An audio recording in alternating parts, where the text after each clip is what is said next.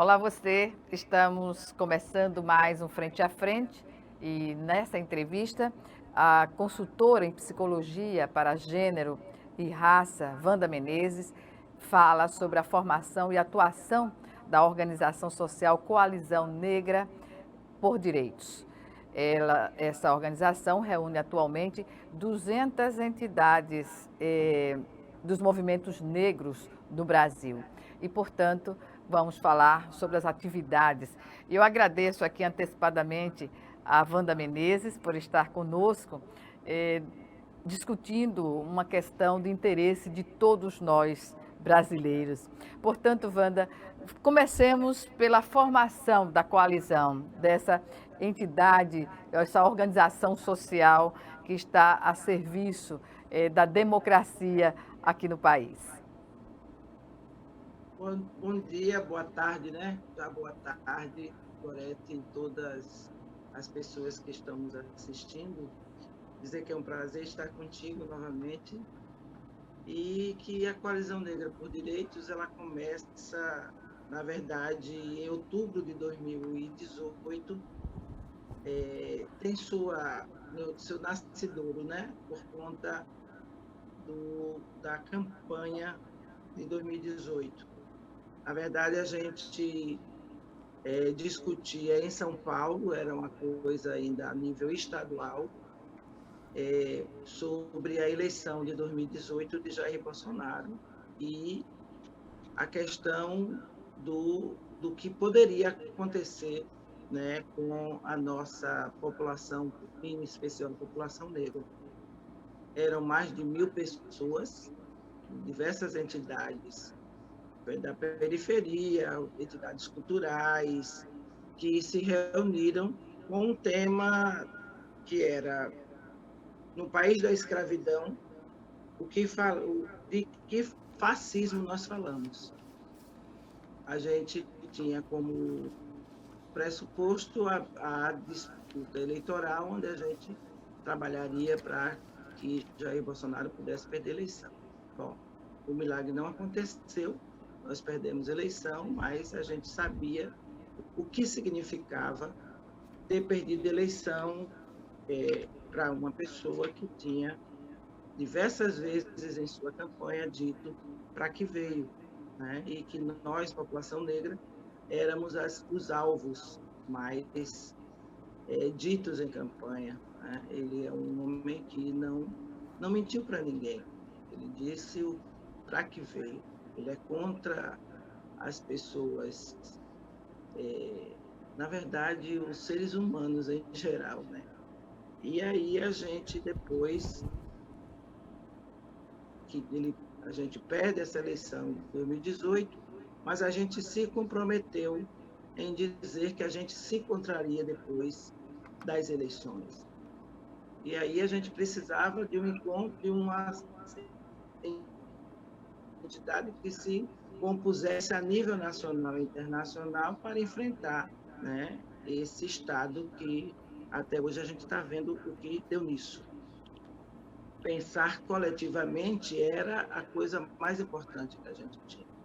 E aí a gente começa, sem ainda o nome Coalizão Negra, em março. A gente já consegue reunir diversas entidades, principalmente as entidades nacionais, como o Negro, MNU, CONAC, quilombolas, APNs. Quem pensou tudo isso foi a UNEAF, com Guelé 10, com outras entidades importantes do eixo sul-sudeste.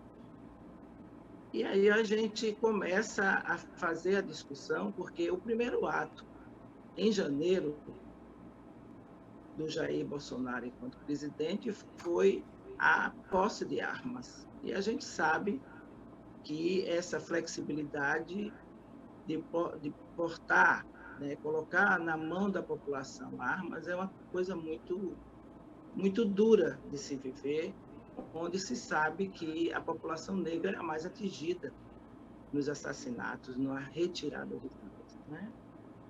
E a gente começou a fazer esse trabalho. Nós fomos, aí sai o pacote Moro, A gente vai discutir o pacote Moro, vai para o Congresso, faz muitas reuniões e audiências com Rodrigo Maia, com Alcolumbre do Senado na época, presidente do Senado, e a gente consegue as nossas incidências, elas foram muito bem sucedidas no sentido da gente conseguir que, por exemplo, o Maia, na época, disse que todos os projetos que viessem contra as questões que a gente estava ali discutindo, ele ia não deixar isso caminhar. A gente vai também no Congresso discutir a questão das cotas, que sai novamente uma investida do governo de que se retirasse as cotas. E a gente tem o compromisso do Maia de dizer que a gente teria tranquilidade de que não passaria isso na Câmara, né? E, assim, as nossas incidências foram muito importantes em 2019, muito importantes. A gente conseguiu, a nível internacional, também estar numa sessão na Jamaica, maio de 2019, com uma delegação de 14 pessoas para novamente discutir a questão da segurança pública. E seguimos. Wanda, perdão interrompê-la, mas nós estamos com o seu áudio, porém a imagem está... Bem, voltamos, pode retomar. A conexão travou um pouco, só um pouco, por favor, pode continuar. E aí a gente consegue fazer um trabalho muito bom, intensificado a nível nacional e internacional. E aí surge a morte de George Floyd nos Estados Unidos. A gente consegue ter uma relação também com esse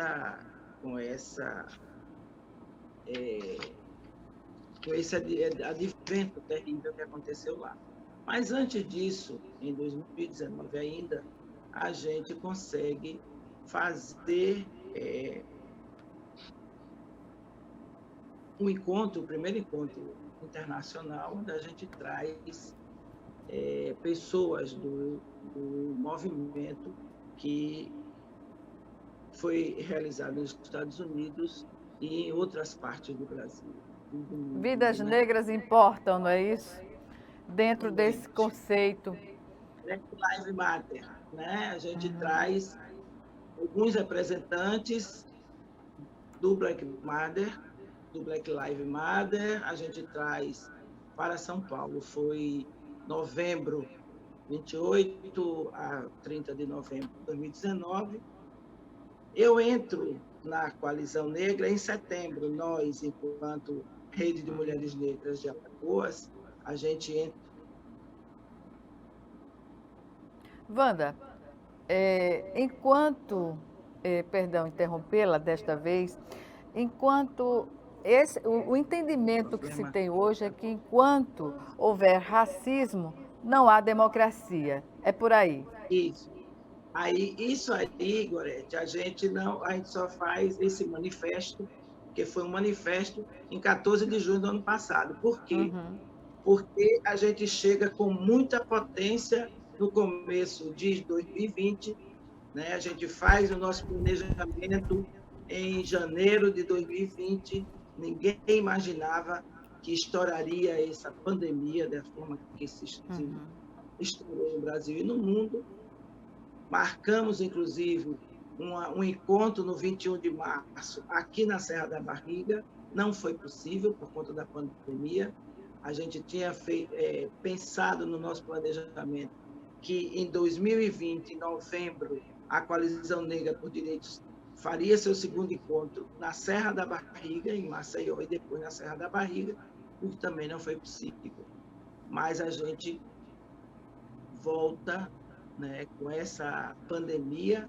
A gente sabe que todas as nossas entidades, elas são entidades periféricas, de base, e a gente se volta para a questão do auxílio emergencial, que a princípio o governo federal diz que é de R$ 200, e a gente começa a mobilizar, porque primeiro a gente no Congresso começa a discutir com os nossos parlamentares negros, né? Pois é, vocês estiveram, inclusive, na Assembleia Legislativa, nesse período, quando o movimento em nível nacional estava fazendo a mesma ação, indo a todas as assembleias legislativas, como também às câmaras municipais, justamente para pedir uma série de, digamos assim, de reivindicações, não é isso?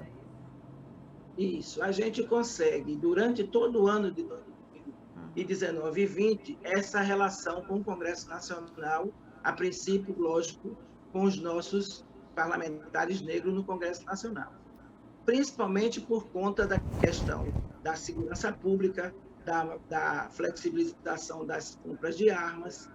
E aí, bom, chegamos em 2020, fizemos nosso planejamento, mas estoura a pandemia.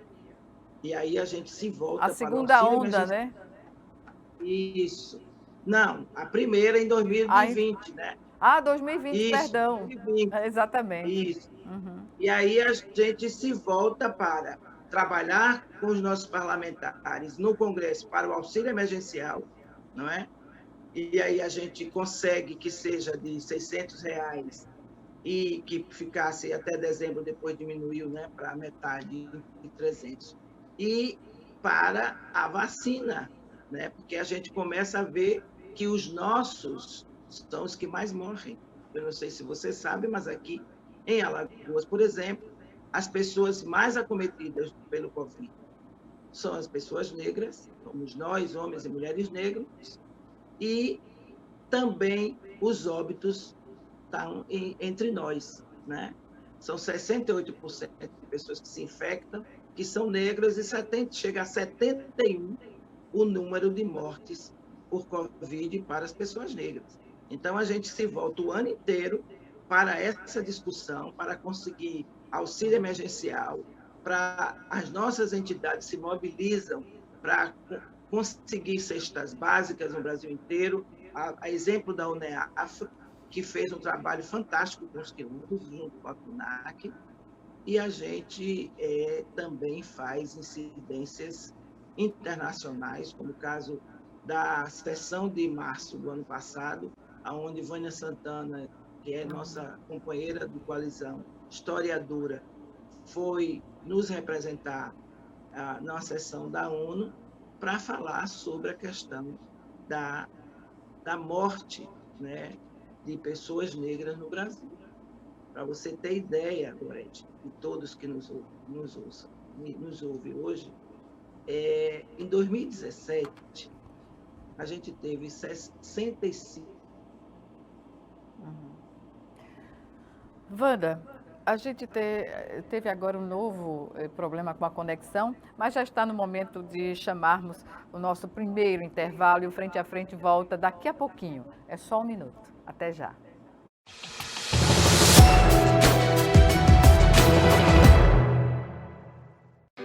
O MEC tem inovado muito na educação. Agora, existe um documento que assegura a igualdade na aprendizagem da educação básica. E todo aluno deve ser alfabetizado até o 2º ano do ensino fundamental. Para os maiores, tem 500 mil novas vagas de ensino em tempo integral, aulas presenciais transmitidas por videoconferência e o novo ensino médio, focado no projeto de vida do aluno. No ensino superior, tem um novo FIES, 5 novas universidades federais, 9 mil novas vagas e 100% dos recursos previstos liberados. São inovações de uma ponta à outra. E para continuar inovando, o MEC lançou uma plataforma que reúne recursos educacionais da internet para educação básica. Professor, inscreva-se no curso online e torne-se um curador da plataforma. Ministério da Educação, Governo Federal.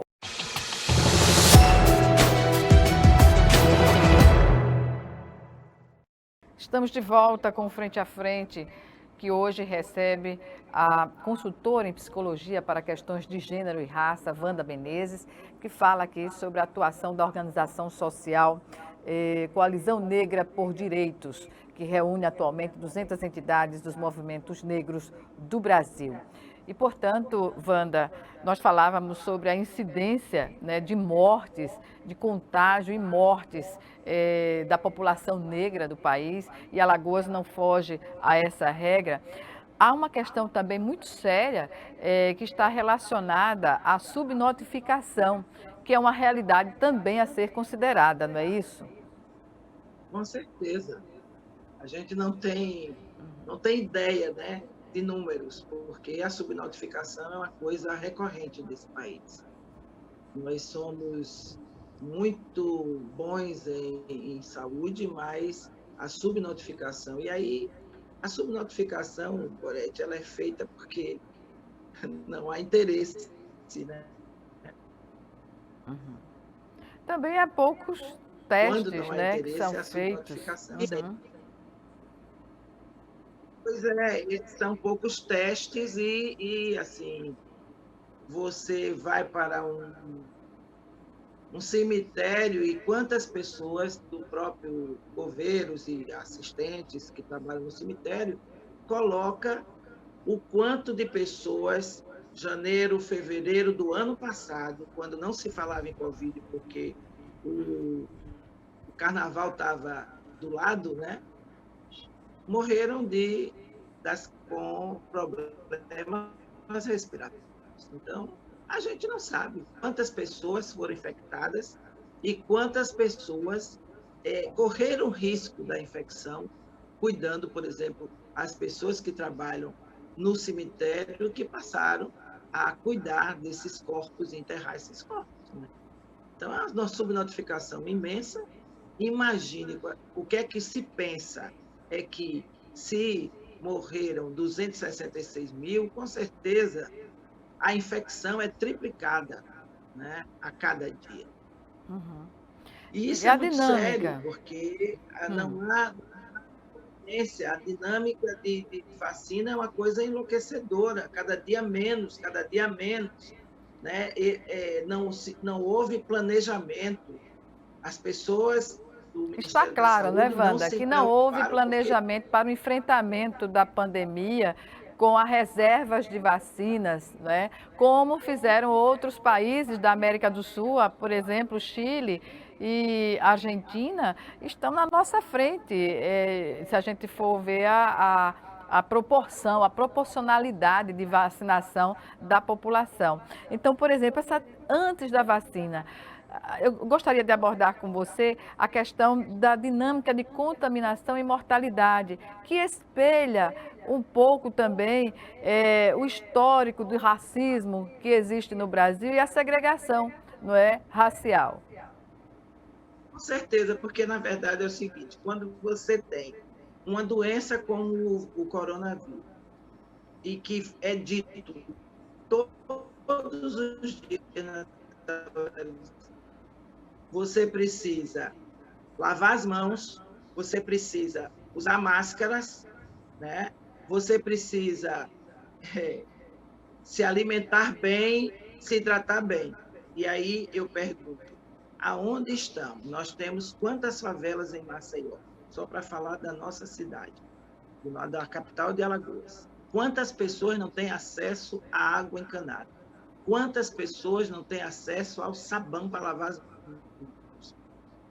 Essas pessoas, elas são negras, porque a população negra tem CEP, né? Eu sempre digo assim, é impressionante.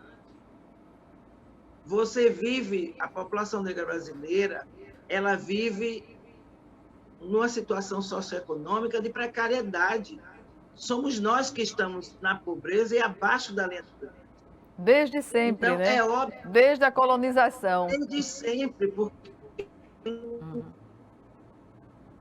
exatamente, nós somos um país escravocrata. Fomos o último país a abolir a escravidão, mas o ideário escravocrata continua.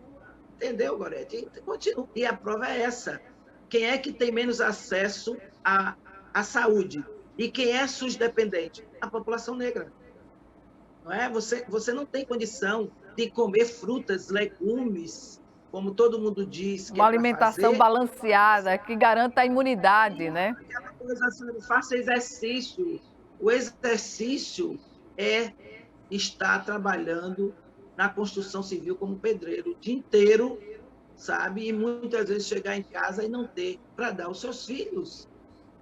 Então, é muito fácil falar, né? E tentar não olhar, né? Porque o grande problema é que você não olha, você não tem um leque para olhar de quem nós estamos falando. Até Agora, para olha, além mas não disso, enxerga, né?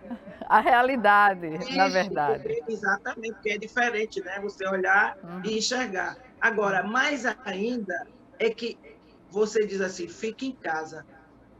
Quem é que vai poder ficar em casa? Eu conto os meus companheiros que podem ficar em casa. Não é? E quem é que sustentou? Na verdade, quem poderia ficar em casa não fica, promove aglomeração, bailes, festas, bares, restaurantes, né? A classe média, que poderia garantir, né, uma maior, digamos assim, proteção à sociedade como um todo, não tem colaborado nesse sentido, não é? Agora sim está mais reclusa, porque antes faltava leito apenas na rede pública, nos hospitais públicos. Agora falta leito também nos hospitais particulares, né?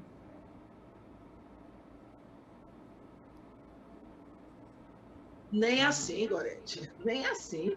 Nem assim. As pessoas, agora nessa segunda onda, parece que você está num lugar onde é inexistente o vírus. Eu fico impressionada o quanto de pessoas não estão usando máscara na rua, né? E você tem mais outro componente que eu acho que é importante dizer nessa nossa conversa. Presta atenção quem é que segurou a onda de quem precisou e pôde ficar em casa. Nós continuamos provando por A mais B que nós sustentamos e desenvolvemos esse país. Porque todo mundo fala, é muito engraçado, todo mundo fala do médico, da saúde, né? As propagandas estão sempre evidenciando. Mas a gente esquece dos machos, a gente esquece da maioria negra e negra. Pois é, essa questão de máscara, viu? Só presta essa coisa assim, é só prestar atenção. Quem te traz a comida em casa é o motoqueiro, a maioria são jovens negros, sabe? Que muitas vezes são discriminados, como isso aconteceu diversas vezes no Rio e São Paulo, matéria de Jornal Nacional e Fantástico, discriminados na porta. Lamentavelmente. Lamentavelmente. A gente sabe o quanto é difícil, porque essa pessoa não pode ficar em casa. E quem pode ficar em casa vai e faz as festas com 300 pessoas. Pois é, sobre essa questão do uso da máscara que você pontuou, Wanda, eu acho, é um absurdo, né, não usar a máscara, mas, ao que parece, a ignorância leva as pessoas a acharem que, pelo fato de já terem sido contaminados, né, já terem tido a Covid, isso dá uma imunidade ao ponto de ela relaxar e não usar máscara, o que é contrário, esse entendimento, do que as autoridades de saúde, os infectologistas colocam, né? A reinfecção está aí, né, e pode atingir a todos, né? Eu acho que essa propaganda que o governo fez agora, ela é muito boa, porque ela diz o seguinte: o coronavírus ele tem uma intenção, ele mata, né? Ele tem a intenção de matar. E a gente precisa saber qual é a nossa. Exatamente. Wanda, a sua internet ela está oscilando mais uma vez, e aí eu vou chamar mais uma vez o nosso intervalo para ver se a gente consegue ajustar.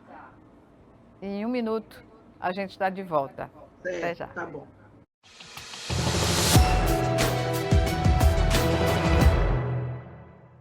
Doar sangue é seguro e não dói. O Hemocentro de Alagoas utiliza a mais alta tecnologia para fazer a coleta de sangue. Para doar sangue, é necessário ter mais de 18 anos, pesar mais de 50 quilos e apresentar um documento de identificação com foto. O doador não pode ter contraído doenças como a hepatite, sífilis, AIDS e doença de Chagas. Mais informações é só ligar 3315 2106. O Hemocentro de Alagoas precisa de você. Calma, Chico, vai devagar. Você anda nervoso. Nervoso por quê, amigo? Baixaria. O que você fez ontem? O que tá acontecendo? Batendo na mulher de novo. Mas eu te tomei todas, perdi a cabeça, Não tem fiquei esse nervoso. negócio, não tem esse negócio de tomei todas. Aqui todo mundo toma e ninguém bate em mulher, só você. Bebida não é desculpa. Onde tem violência, perde a mulher que apanha, os filhos e você. Homem que é homem, não bate.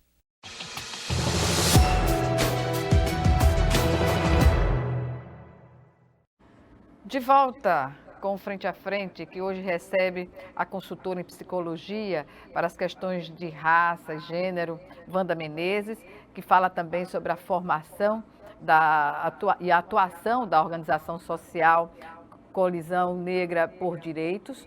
Não é? E nós estávamos falando justamente sobre a atuação da organização social frente a essas demandas.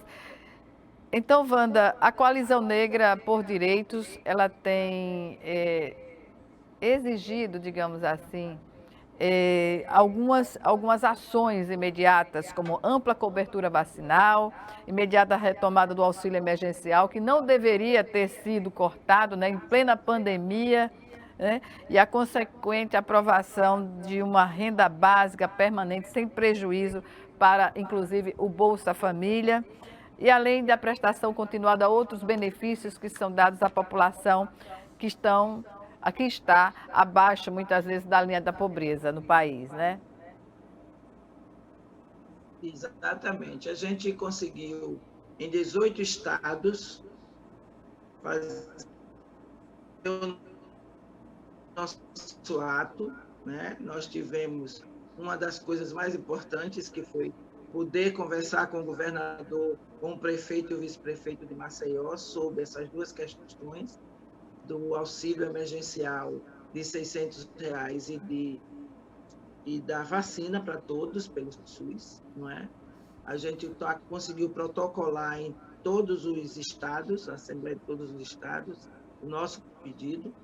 Nós estamos aqui por conta desse recrudescimento da Covid, a gente deu uma parada na discussão para sentar com os governador e prefeito, por conta dessa coisa da gente não poder estar juntos, né, nesse momento, mas já está sendo remarcada estas audiências para que a gente possa conversar e aprofundar, não é? Porque a gente sabe o seguinte, tudo aumentou, tudo. Aí, quando, por exemplo, você diz que tem um auxílio, o governo do estado de Alagoas dá um auxílio de R$100, o auxílio de R$100 vai dar para comprar um bujão de gás. Não tem outra forma. É um bujão de gás. Né? Mas eu lembro que o ministro Paulo Guedes, no início da gestão, fez até um pronunciamento falando que o botijão de gás iria para R$35 e já está acima de R$100, né? Exatamente. Há muito tempo, há 2 anos atrás, o Rio de Janeiro já estava em R$90. Aqui a gente comprava 60, lá já estava 90. Então lá já passa de 100. Né? Uhum. Aqui a gente sabe que a cada dia, né? Nós somos. Ou seja, quase metade do auxílio emergencial vai ser para a compra de gás de cozinha, né? Exatamente. Se a gente fez, tem umas 2 semanas que a gente discutia isso na operativa da coalizão. Né? A gente, se comprar 5 quilos de arroz, o botijão de gás, o feijão e o macarrão, acabou os R$200. para o mês de 5 pessoas, por exemplo, né? Então, assim, é uma coisa enlouquecedora. E o que mais nos assusta é que são exatamente as pessoas que nós votamos para que nos represente, que nos proteja, que pense no que é melhor para a nossa população, são essas pessoas que estão dizendo que 250 tá bom. Né? E é por Wanda, 4 meses. o que dizer, por exemplo, dessa questão do fim da emenda constitucional 95, que retirou investimentos, né, da saúde e provocou esse sucateamento na saúde pública, que hoje precisa haver digamos assim, um investimento maior para que o SUS, o Sistema Único de Saúde, que é uma referência internacional, né? Você viu que viveu os Estados Unidos até o final do governo Trump com um sistema de saúde inexistente, público inexistente, que levou o país a registrar mais mortes do que poderia ter se tivesse um sistema de saúde para atender as pessoas que morreram em casa, né? E assim, e o pior é que esse auxílio de 250, 200, que ninguém sabe como vai ser direito, tem como premissa, o Paulo Guedes queria que ainda se tivesse, eu não sei se isso já passou, né, que a gente também tirasse da saúde da educação, né? Nós somos SUS dependentes, a população negra é SUS dependente. Imagine você chegar no município onde não tem losartana, onde não tem coisas básicas para a saúde, né? E assim, é muito interessante, ontem, com essa reviravolta do ex-presidente Lula, hoje o Estadão aponta as pessoas prováveis presidenciáveis em 2022 e o Mandetta está lá, né? Também como presidenciável. Mas a gente não pode esquecer que ele assumiu também toda essa questão do sucateamento da saúde, ele sendo uma pessoa da saúde, né? A gente não pode esquecer dessas coisas. E que quem sofre com todos os rebaixamentos, todas as retiradas de direito, é a população pobre. E a população pobre, ela tem cor e raça. A maioria são as mulheres. Isso em decorrência de séculos de segregação, não é?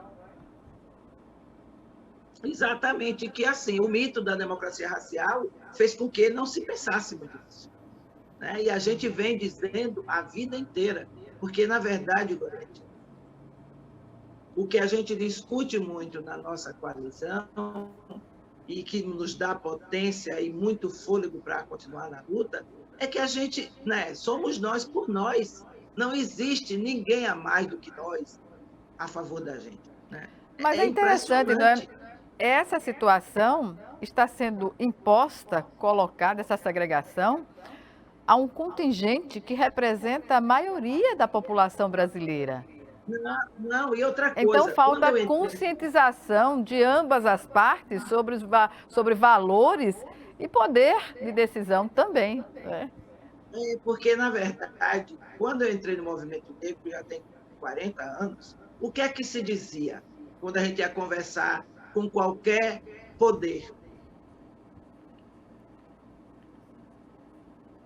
A gente trabalha para a maioria. Nós não éramos maioria. Éramos 43%.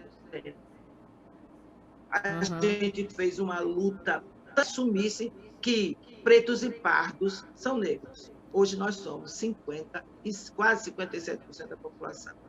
Ou seja, somos maioria. Aí não tem mais nenhuma justificação de que não se trabalhe para a maioria. E aí é onde o racismo estrutural é desvelado, né? Pois é. E dentro desse contexto, como avaliar a falta, digamos assim, de uma unificação de uma ação coordenada para o movimento negro no país, que unidade é o que menos existe no decorrer desses anos, né, de atuação. Isso é prejudicial, né? É isso. A coalizão é inédita e a gente tem muito orgulho de fazer parte dela, exatamente porque a gente sabe o que significa a potência de diversas entidades. Nós somos 200 entidades, de todas as formas que você imaginar. São entidades de candomblé, são entidades políticas, entidades culturais, todas periféricas e que trabalham todas com o mesmo objetivo, que é o enfrentamento ao racismo e o combate ao racismo, né? A gente sabe que com racismo não há como um país se desenvolver, né? Porque Wanda, quando houver racismo, as pessoas não nascem odiando outras pessoas, né? Pela sua cor da pele, notadamente, sua origem ou a sua religião. Há algo no componente da sociedade brasileira que caminha, que contribui para isso. O que sintetiza essa segregação e o racismo no Brasil, tendo o país, uma composição tão diversificada de raças? Olha, eu sempre digo que o grande problema é que um dia alguém disse que era melhor e o outro pior. Que era um com todas as potencialidades e o outro desprovido, inclusive de alma. Não é? O sistema eugênico, ele diz isso muito bem. E é isso que nós vivemos no nosso país. É a minha gente. Uhum. É que não duplamente lamentável. Minha gente não serve para que eu possa escravizar. Entendeu? E assim, a gente precisa descolonizar isso, né? E eu digo isso assim, uma coisa um exemplo muito pequeno. Quando você é contra tudo isso, mas você assume um espaço de poder e você repete isso, e vou dar um exemplo pequeno para as pessoas pensarem em casa que estão nos assistindo. Quando você está no espaço de poder e você chega no aeroporto e você permite que essa pessoa pegue sua bolsa, sua mala, carregue, e você senta atrás, no banco de trás do carro, como se você fosse o patrão daquela pessoa que você nunca viu antes, você está perpetuando essa colonização. São pequenas atitudes, sutis atitudes que revelam o caráter, né, segregador da sociedade brasileira, a população indígena, negra, né? Você presta atenção quanto, se a gente fizer uma pesquisa do Uber, quando surgiu o Uber, quantas das companheiras e companheiros que trabalham com o Uber disseram: é impressionante, você pega o Uber, você diz, olha, pare ali na casa da Gorete, que eu vou pegar uma encomenda, aí passa 10 minutos batendo papo com a Gorete, e ele esperando no Uber, depois você passa aqui na farmácia, que eu vou comprar o meu remédio de pressão, depois, e você acha que isso é normal.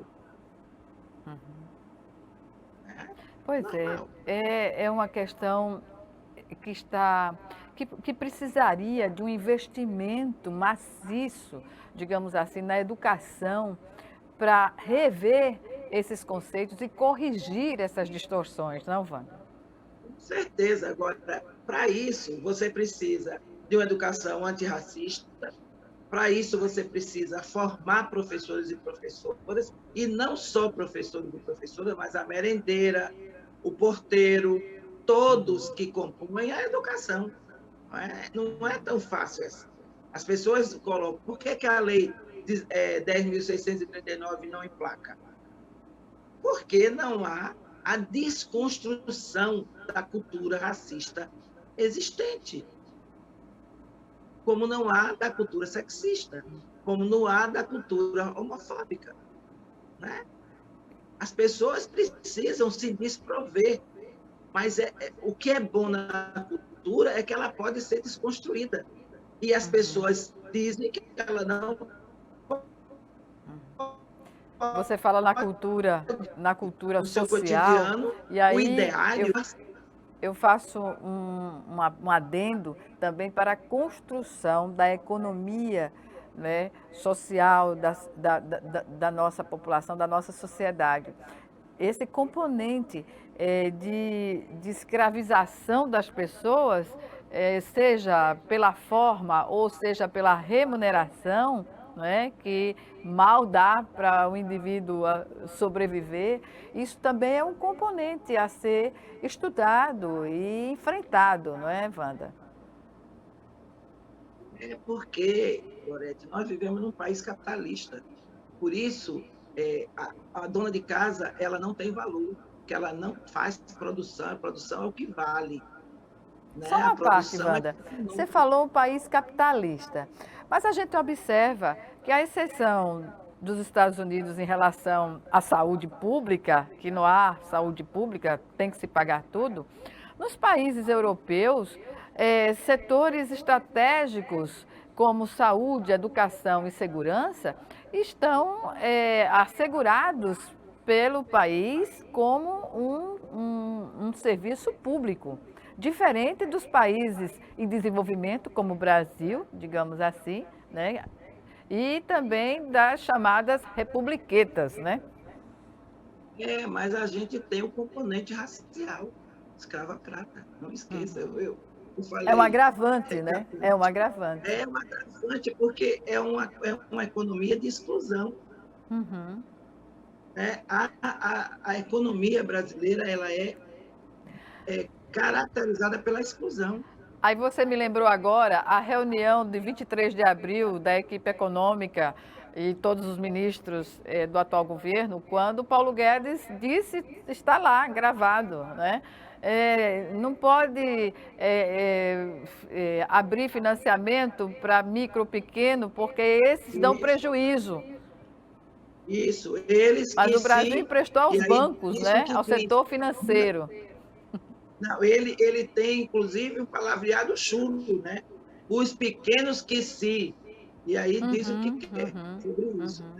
Por quê? Porque os pequenos somos nós, mulheres e homens negros. Mulheres brancas também, claro, mas de não classe média, não é? Porque eles só investem nos maiores. Não Wanda, interessa. Infelizmente, o nosso tempo, que foi muito fragmentado pelas conexões, os cortes das conexões, chegou ao fim. Um minutinho para suas considerações finais.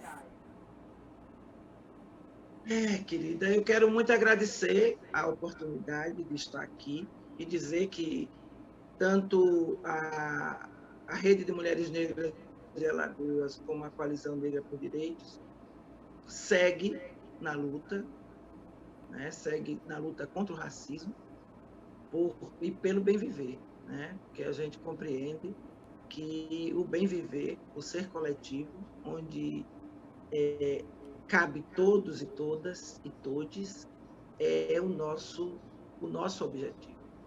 Nós vivemos num país onde nós construímos esse país, a escravidão trouxe os nossos ancestrais que construíram esse país e continuamos desenvolvendo ele, apesar de toda a discriminação e racismo existente. Nós queremos respirar, e não só respirar, nós queremos viver e bem viver. É isso. Obrigada mais uma vez por sua participação e boa sorte ao movimento negro, que agora encontra uma forma de unificar as suas lutas através, não é, da Coalizão Negra por Direitos. E até uma próxima oportunidade, Wanda Menezes. Muito obrigada, querida. Muito obrigada. Foi um prazer imenso estar contigo durante esses Obrigada. 45 minutos. Obrigada a você também que nos acompanhou e até o nosso próximo programa, Frente a Frente, aqui também com você.